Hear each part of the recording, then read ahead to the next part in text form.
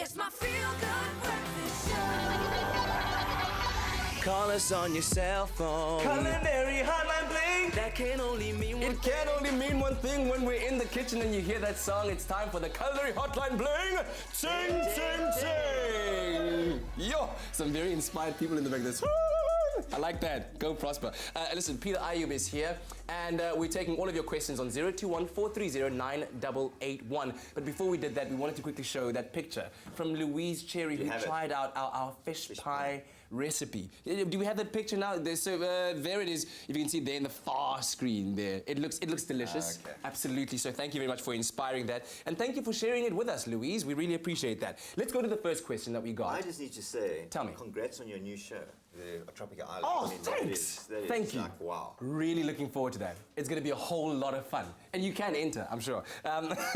Monique from Pretoria gave us this question. She says she got tea leaves as a gift, but doesn't really know the quantity of leaves per water or liter of water in order to make the perfect cup of tea. We've never had a tea question before. Yeah, in the Middle East, being Lebanese, tea is a big thing. Yeah. And what we always say is 1 teaspoon per cup, plus 1 for the pot. Plus 1 for the pot. Okay, let's quickly make sense of that. So 1 teaspoon for the cup, and if you're going to make it in a pot, put 1 more in. Yeah. So if you're making 3 cups, you put 3 plus 1 for the cup. Okay, all right. As simple as that. And is there a way in which, because I mean, obviously different teas have different colors. You can't necessarily, let's say, look at the color of the tea and judge by that. Not really. And teas is one of those things that it needs to be fresh. So don't buy like copious amounts and just store it. Rather buy it when you want it. Yeah. So tea, and the other thing as well, it's obviously better to use leaves, and then you put it into one of those little containers and it seeps out of it. Because otherwise you're going to have the tea leaves in the actual cup, which you don't want. How sensitive is tea to the temperature of the water? Like, you know, with coffee, you can sometimes burn. Exactly the same. Yeah? Exactly the same. Yeah. But tea's actually one of the best things for us. I mean, Yeah. I know we have rooibos, which is like incredibly healthy. I mean, it has your caffeine kick, so it picks you up, but it cleanses your body, and it's just Antioxidant rich. Should Keeps you be drinking looking a lot young more tea. like Peter. Yes. Let's take this Youngish. question. Youngish. And Aretha Krotz, who sent this question to us on Facebook, saying, how do you know when your batter is perfect for making pancakes? Because it can be one of the most frustrating things, mixing all the ingredients together, and then the batter's just not good enough. Yeah, I think if you follow a simple recipe, and my cookbook's actually got a really good recipe. Yeah? Okay. What's it called? What's your cookbook called? Sense of Taste. Sense of Taste. Yeah. All right, and you make a mean pancake.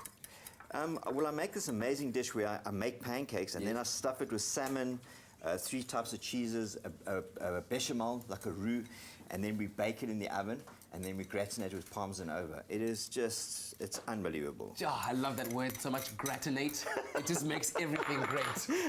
Okay, so I've put the eggs in, we're going to put some milk. Okay, cool. Okay, and I think a pancake batter is a lot thinner than what most people think. If you're doing flapjacks, you want something that's a bit thicker. Yeah? But pancake mixture, this is the end result. So you can just see how that is. As you can see in our very scientific beaker that we put it in, you can see it's very, very, what should I call this? It's liquid-like, it's liquid Absolutely. form. So and then we're just going to add a little bit of vinegar to that.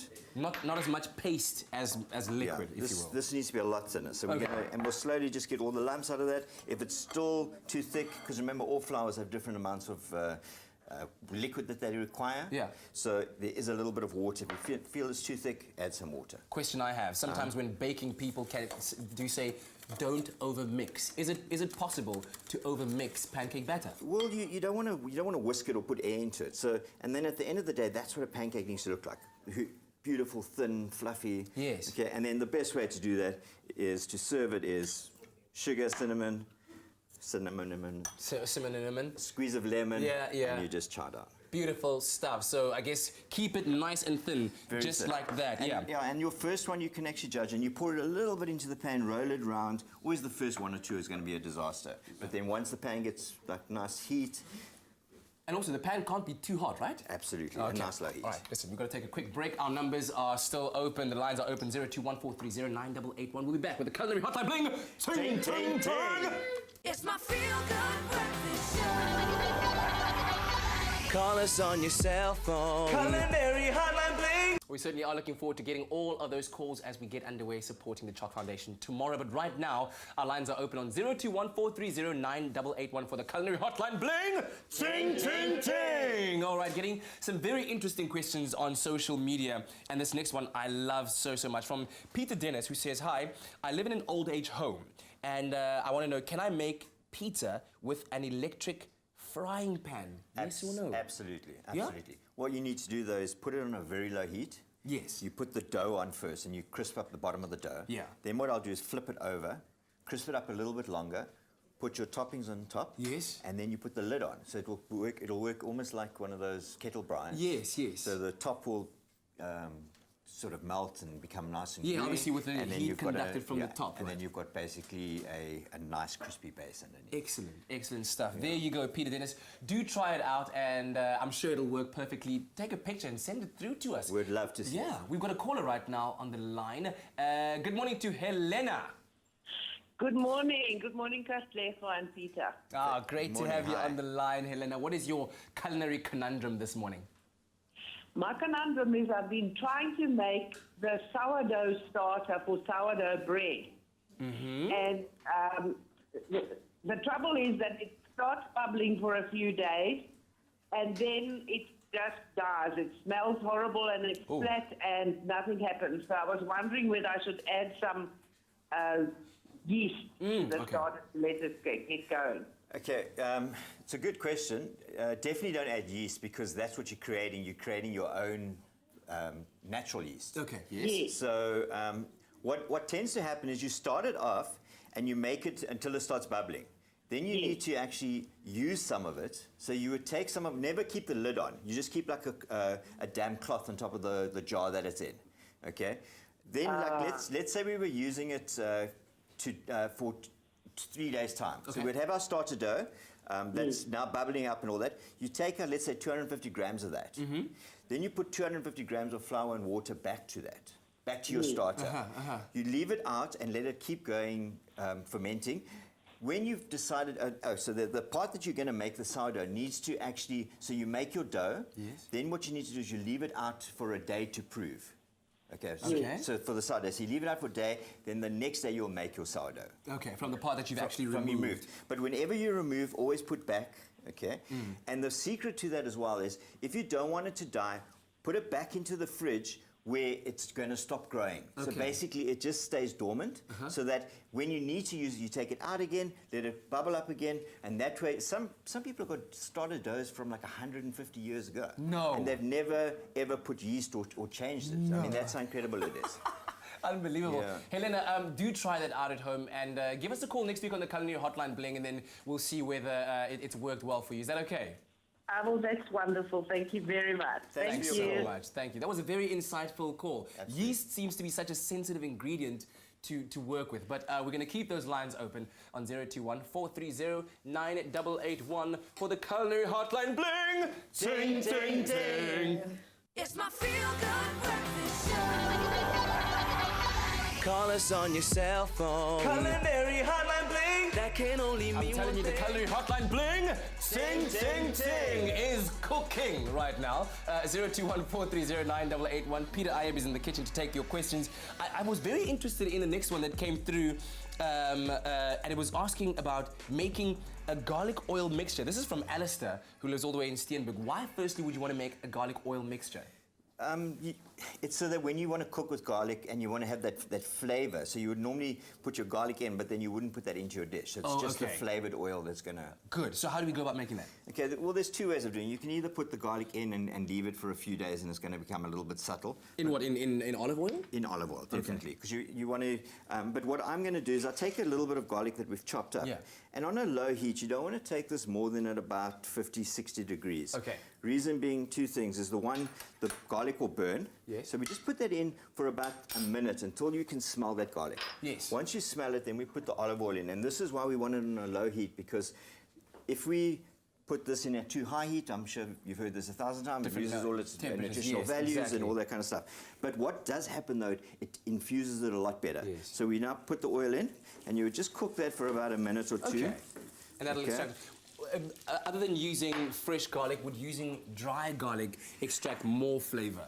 No. Not. Definitely not. Keep it what fresh. you mustn't use, though, is that pre-chopped stuff that you buy in shops. You need to use proper garlic. Do you have an aversion to that, Peter? It's not real. It's not real. It's You'll find you start using a third of the garlic by using proper stuff as opposed to that stuff. It's got so all much kinds more. of weird stuff. Okay, so now that is all I'm going to do now is take it off the heat and I'm going to leave it for about 15 minutes. Yep. And then I'm going to strain it so that the garlic stays behind. Okay. And then put the oil back into the jar. And then Bada I'll have bing. this beautiful garlic flavored oil. And you've got a beautiful question. Thank you so much for that. Tristan says, does one add braai sauce to your pork chops before braaiing?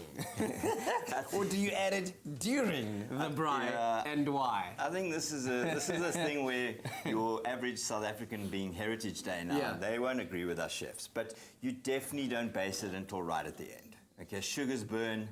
It's not something you want. It's the same as, I mean, in the old days we used to put a lamb on the spit. Yeah. And they basted it, and it was just burnt black on the outside, and you couldn't actually eat the skin because of the sugar. So now what I'm a strong believer in marinades and things like that.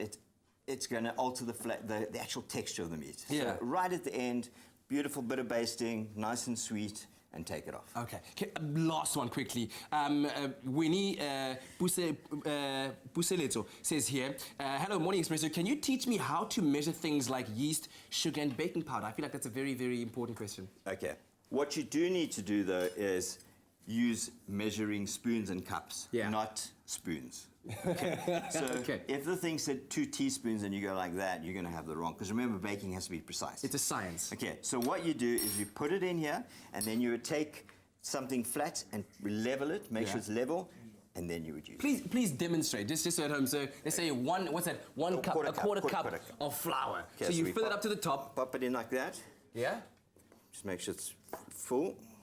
And then You look like you're on an episode of Narcos. Flat like that, and that would be a quarter cup, yeah? There we go. Simple as that. All right. Thanks so much, Peter, for being here this week, and I can't wait to see you again next week, eh? All right. Am I? Oh, no, what? I'm too hurried, Peter. I'm so sorry. We got one more culinary hotline bling. Sing with me. I'm emotional. I'm so sorry. Like, did I say something wrong? Stay here. Stay. It's my feel-good breakfast show. Call us on your cell phone. Culinary Hotline Bling. Well, let's get your culinary skills winning here in the kitchen with Peter Aib and the Culinary Hotline Bling. Sing, sing, sing. A question came in from Nutty Soul J Wars Khubani. Fancy names on Facebook, eh? I've just got a Peter.